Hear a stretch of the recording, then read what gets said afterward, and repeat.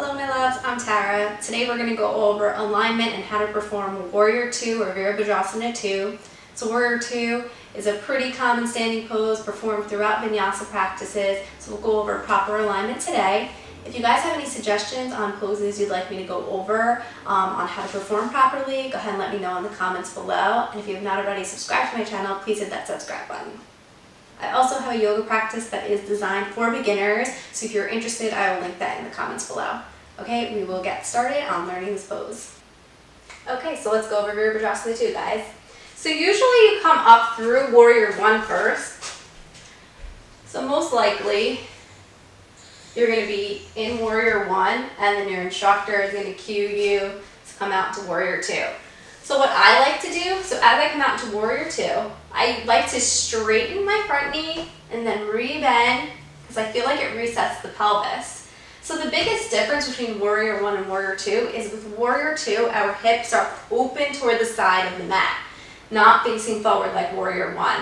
And I do have a video where I go over Warrior 1, and I'll link that down below for you guys if you want to watch that as well. So with any posture, make sure we're doing steady breaths as we're holding. So here, so like I said, hips are out toward the side of the mat. So we got these bony parts of our hips called our ASIS. So they're opening out this way. So you're going to be in a pretty wide stance for Warrior 2.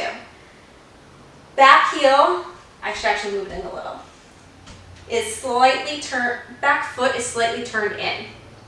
Heel is down on the mat. Front knee bends, and we're keeping this knee in line with our ankle. Again, not letting this knee fall in, making sure this leg is pulling out this way. So your knee is going out toward the side. Belly's pulled in, tailbone tucks down. My hips are open this way. You're going to raise the arms up to here, keeping your shoulders down away from the ears. So you're kind of rolling them down and back. Elbows straight.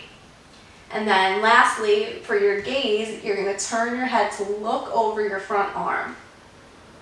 So even though I'm turning my head looking over my front arm, my hips aren't rotating that way. They're still staying out and open toward the outer edge of my mat. Okay? So that's really the biggest difference in Warrior 2 compared to Warrior 1. If we did it on the other side, so starting straight here, we have our foot slightly turned in, which mine does like to kind of turn out, so I have to like focus on that. Back knee stays straight, bending down, hips are open, drop the tailbone, pull the belly in, raise the arms up, turn the head, tuck the chin slightly, shoulders down and back. So both legs are pulling out toward the back of my mat energetically, and that keeps my hips open through the pose. So it's a lot to think about.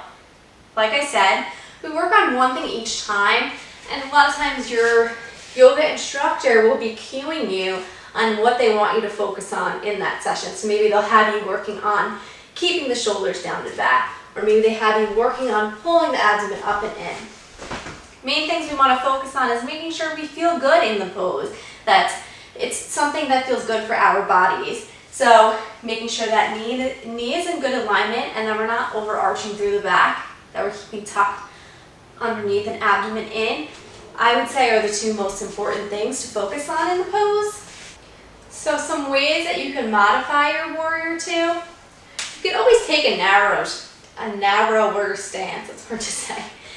So if you do take that narrower stance, just make sure that the knee doesn't start coming too far forward. You'll just do less of a bend in the knee. But this still is a Warrior 2.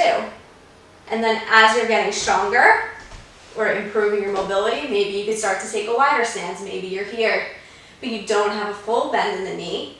Okay, but my knee's still in good alignment. And then as you build the strength even more, maybe then you can kind of take that deep Warrior 2. So there's many modifications, and there's modifications with any yoga pose. There's usually a way that we could find something that works for you. So that's all I have for you today. If you guys have any questions on the Live in a Warrior 2, go ahead and ask me in the comments below, and I hope you guys have a beautiful day.